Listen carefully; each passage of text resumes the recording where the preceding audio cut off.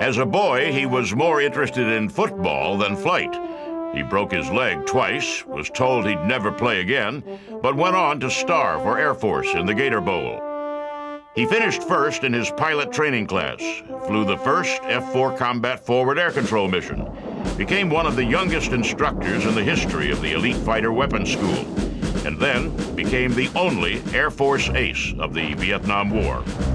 He amassed an amazing 10 distinguished flying crosses, and in retirement is helping bring to market a business jet that has more in common with the FA-18 than it does with a corporate jet. He is Steve Ritchie, and he is a legend of Airpower.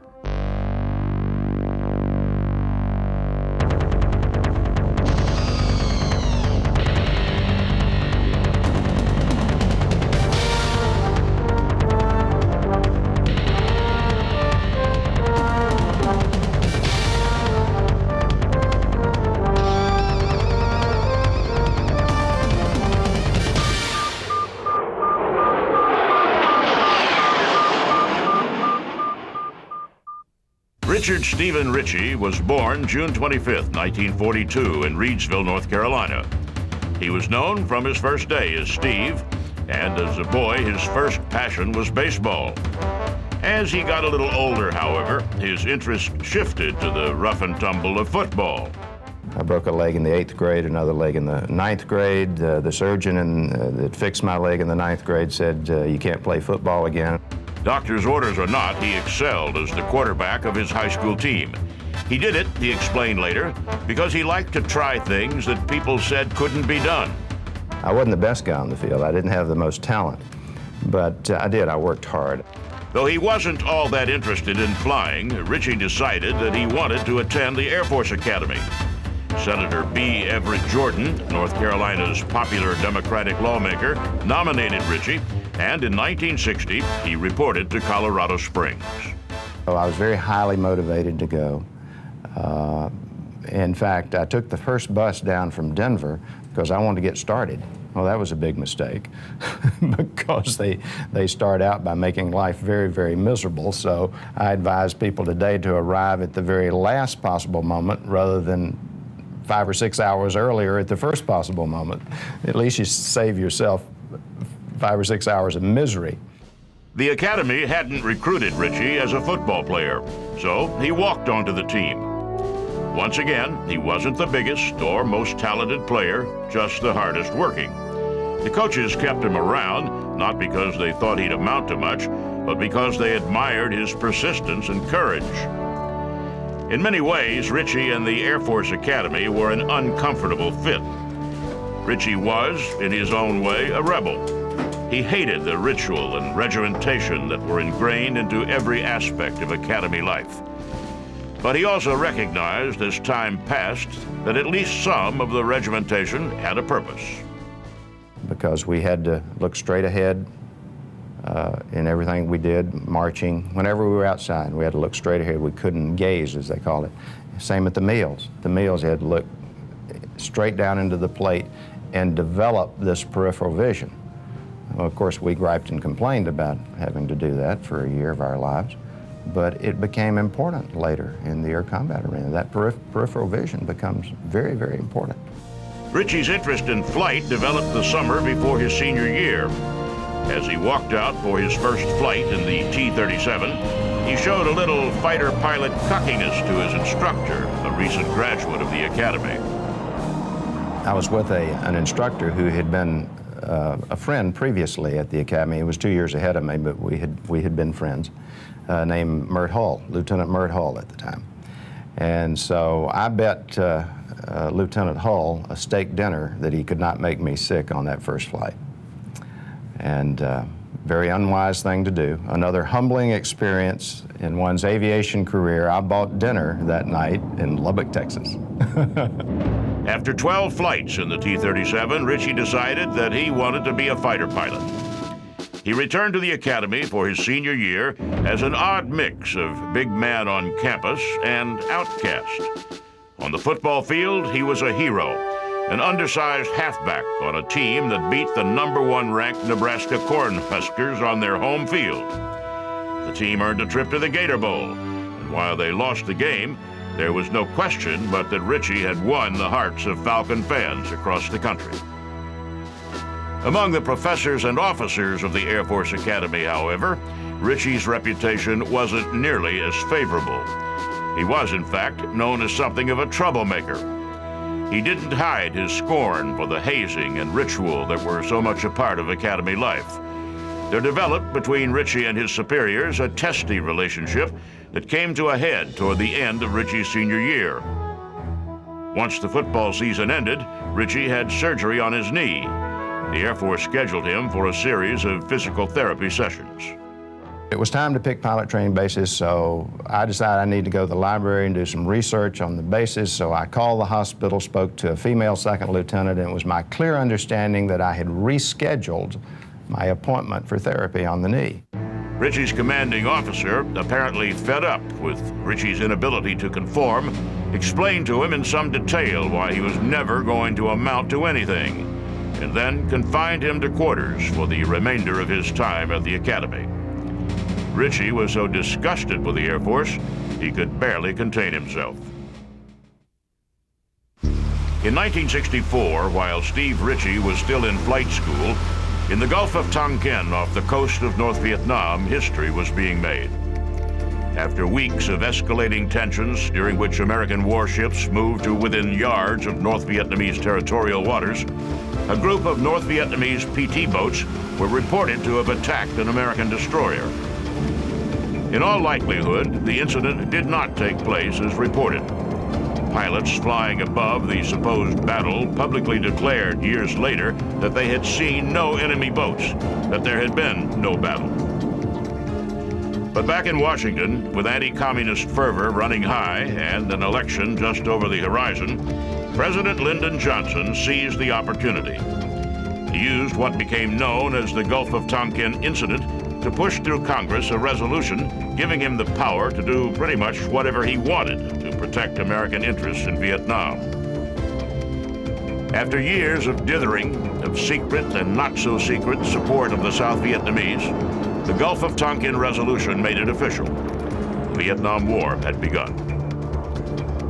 The whole mood of the Air Force changed. The country was suddenly at war, and those working their way through training were suddenly training not just to fly and fight in some theoretical future conflict, but to fly and fight in a very real ongoing war. Ritchie's first operational assignment was in flight test operations at Eglin Air Force Base. There he learned to fly the F-104 Starfighter, a classic jet of the 1950s. The Starfighter was big and fast, but difficult to maneuver, and by the time Ritchie settled into the cockpit, it was already being phased out. The plane of the future was the F-4 Phantom, and Ritchie made the transition 2 years later. The Phantom had originally been a Navy plane, adopted for Air Force use against the Air Force's wishes. Great pilots begin to distinguish themselves long before they see combat. In training, Ritchie began to show the attributes that only elite pilots ever display. They've got better reflexes, better hand-eye coordination, and they have, I think, probably a better sense of the situational awareness. They know what's happening around them. They can see things in 3 dimensions and can see a cutoff angle, can see an intercept that maybe somebody else can't see quite as fast. Ritchie volunteered to fly a brand new F-4 over to Vietnam. At Hill Air Force Base, he picked up a Phantom with only 8 flight hours on it and hopscotched his way around the world, landing at the huge American air base at Da Nang. What he found there was not what he was expecting. It smelled awful. It looked awful. It was filthy, dirty, slimy. And I thought, good gracious, this has got to be the end of the world. End of the world or not, the many familiar faces at the Da Nang Air Base almost glowed with the esprit de corps. Though it is sometimes difficult for civilians to understand, combat is, for military pilots, something of a fulfillment.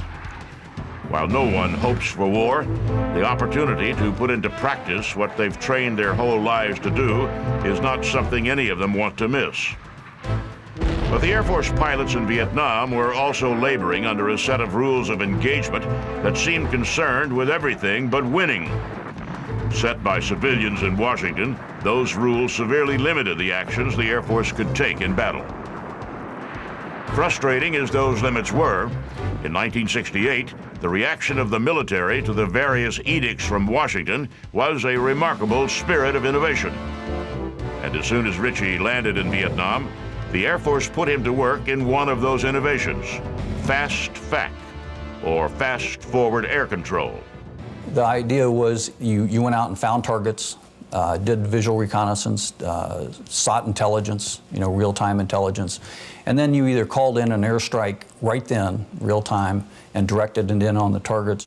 Forward air control was nothing new. Balloons had been used for decades before the first airplane, and the first use of biplanes in World War I was to gather intelligence and direct artillery fire. But Fast FAC was something different, a much more aggressive use of aircraft north of the demilitarized zones in North Vietnamese airspace. Fast FAC had previously been flown in F-100s, but with the phasing out of the Century Series fighters, the mission moved to F-4s. The training Ritchie received was not extensive. Ritchie flew the first F-4 Fast FAC mission, and in the next few months, he and the other F-4 pilots rewrote the book on Fast FAC. But as Ritchie had once been worn down by what he saw as the feudal rules and rituals of life at the Air Force Academy, the rules of engagement in Vietnam began to get to him as well. Fast FAC had been an attempt to identify, confirm, and quickly strike targets that were fair game under Defense Secretary Robert McNamara's rules of engagement. But as time passed, the rules grew ever more restrictive, and winning the war took a back seat to knowing the rules. As an aircrew member, we had to take a test every month on the rules of engagement, came directly from McNamara, and make 100% or we could not fly. And most of those rules of engagement were what we could not do. Targets we could not hit, places we could not fly, situations where we could not fire back even when we were fired upon. For a year, Ritchie flew Fast FAC missions out of Da Nang. He watched friends get shot down and die, and he watched others disappear into the horrific communist prison of war camps. I never worried about being killed in Vietnam. If you're killed, you're killed. You can't do anything about it. What I worried about was losing freedom. What I worried about was being captured. What I worried about was being a prisoner. I didn't want to be a prisoner. In 1969, Ritchie returned to the United States. The country had changed while he'd been gone, become immersed in a divisive debate about Vietnam and whether it was worth fighting for. Ritchie had no doubts. There was a nation of people who wanted to be free, being overrun by people who wanted to oppress them. The Air Force sent Ritchie to fighter weapons school at Nellis Air Force Base in Nevada. Nellis was like graduate school for fighter pilots, and Ritchie's performance there so excellent that he was invited to stay on as an instructor. At 26 years of age, he was one of the youngest instructors in the history of the elite program. But what Ritchie really wanted to do, despite the protests in the streets and the apparent futility of the war effort, was to return to Vietnam. This is my training, this is my business, this is my profession. Why should I sit back here in America and enjoy the luxury life that we have while my friends and my colleagues and my classmates were fighting in Vietnam? When the Air Force sent Ritchie's commander from Nellis to a combat assignment, Ritchie wanted to go with him. The commander had been assigned to Udorn, Thailand, and the Air Force said Ritchie could go to Thailand too, but there were no combat assignments available there. He would have to go as an advisor to the Thai Air Force. Ritchie called his former commander and asked for his advice. The commander told him to come on over, that a combat assignment would surely turn up. When Steve Ritchie arrived in Udor, Thailand, he was hopeful that he would be able to wrangle a combat assignment. He lucked out, if you can call it that, and was assigned to the 555th Tactical Fighter Squadron, the famed Triple Nickel. Well, by the end of 71, start of 72, pretty much everybody in Vietnam was under the impression we're not going to win this thing for any number of reasons. So the morale of the troops, I think, was not as high as it could have been or should have been. The mission of the Triple Nickel was considerably different from Ritchie's previous assignment in Vietnam. Instead of forward air control, the Triple Nickel flew combat air patrol, or CAP, defending American bombers flying over enemy territory. Ironically, after years of the Johnson administration trying to stay in the war with rules of engagement that restricted American options in combat, the Nixon administration's desire to get out of the war freed the Air Force to fight the war it had always wanted to fight. Nixon's strategy was a simple one. Go after all the targets that had been off limits with a ferocity that had not been previously seen in the war, using American air power to drive the North Vietnamese to the negotiating table. On May 10th, 1972, American forces all over the Vietnam theater prepared a massive attack against North Vietnam. Ritchie took off as part of a flight of 32 Phantoms and supporting aircraft assigned to protect B-52s, unleashing millions of pounds of high explosives on North Vietnam. The fighter sweep had been designed by Major Bob Lodge, who was in the first flight to engage the enemy. Lodge and his radar intercept officer, Roger Locker, shot down 2 MiGs. Ritchie, flying nearby, shot down another. It went perfectly. We intercepted 4 MiG-21s. We downed 3 of them. What we did not anticipate was a flight of MiG-19s high and behind us. The unseen MiG swept in and shot down Lodge and Locker. And for the next 10 days, Ritchie and others from the Triple Nickel flew mission after mission over the area where the 2 had gone down, looking and listening for any sign of life. It was not until 22 days later that a plane passing over the area picked up a radio call. Bob Lodge had died in the crash, but Roger Locker was still alive. The next day, the commander of the 7th Air Force canceled a scheduled strike mission on Hanoi, committing 150 aircraft to the rescue of Locker. The Roger Locker rescue is the greatest mission that I ever flew. Brought him all the way back to Udon, Thailand. General Vogt flew up from Saigon and was the first of hundreds of us to meet him as he stepped off that airplane after 23 days. And we had a party at the club that night you would have enjoyed. On May 31st, Ritchie went out on a mission and knocked down another MiG, his second. On July 8th, he swept up into the chaotic airspace near Hanoi and nearly got himself killed. What saved his life, he says, was not his own skill as a pilot, but an air traffic controller referred to as Disco. I get a call from the Disco controller over 100 miles away, orbiting the old Super Connie.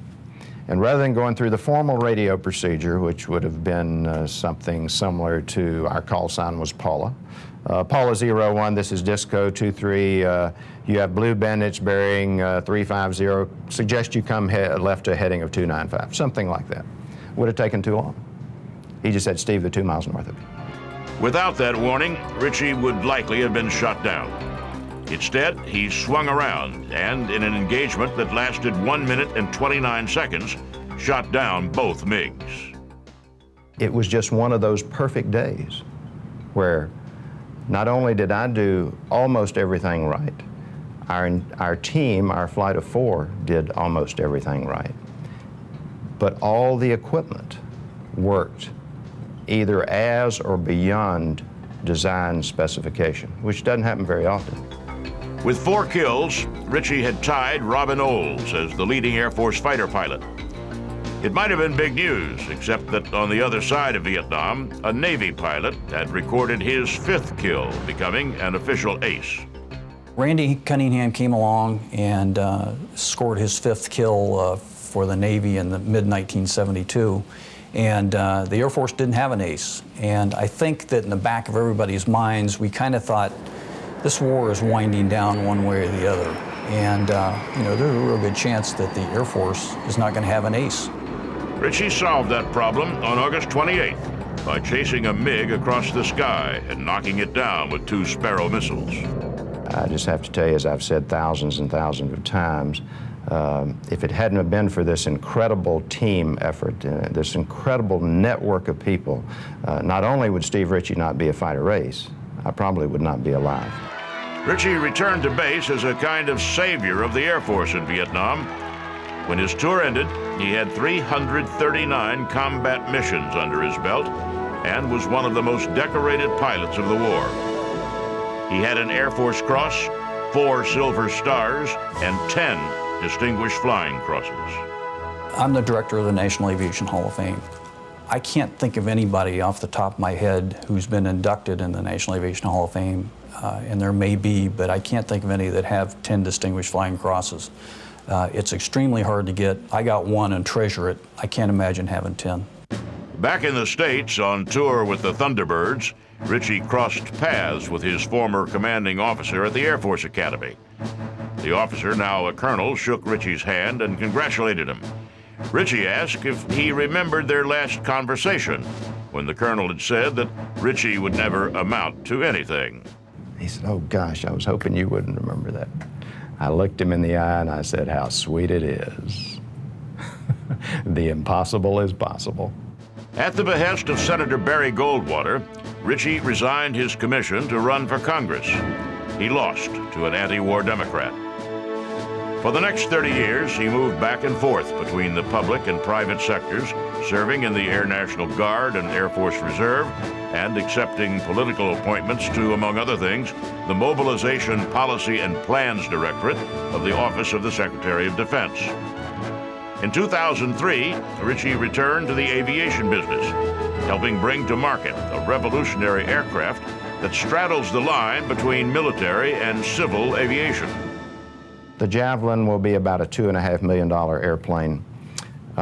It'll perform greater, climb faster, go higher, go faster, at less costs than any business jet on the market today. Very, very exciting. It looks like the combination of an F-5, a T-38, and an F-18. It will be, without question, the best toy in the world. Whether it will find a market or not remains to be seen. But Ritchie, as he always has before, is enjoying the challenge. I think it's that extra effort in anything that we do in life that sets one apart from another.